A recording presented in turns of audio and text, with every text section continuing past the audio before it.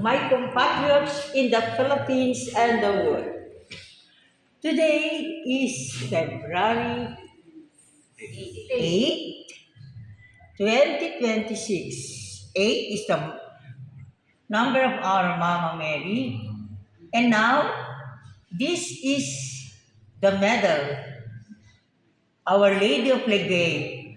I experienced as Lady of Light in Holy Trinity, France.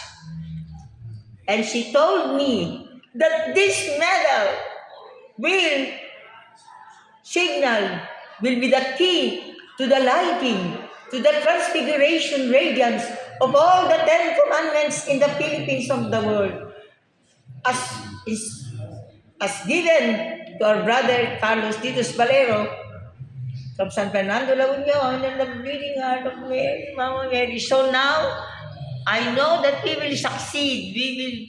This promise of Our Lady of Legay or Lady of Light will truly be fulfilled because I am here with my beloved, Bayungbong Nueva Vizcaya. These men and women of grace, including the videographer, Brother Eddie. Mama Mary, thank you for this radiance, for this patotoo, for this affirmation that my mission to San Miguel, Bulacan, and the province of Bulacan will truly be fulfilled. Amen. So you sing already your benediction, so you bless it. Which one?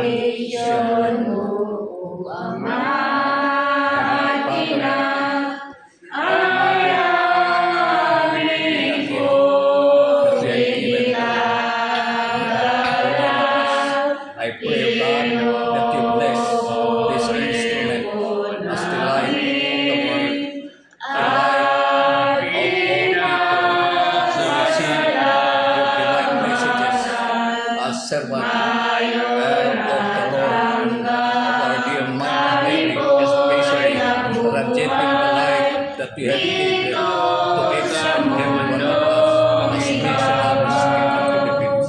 All these things, yes, in the name of your Son, Jesus Christ.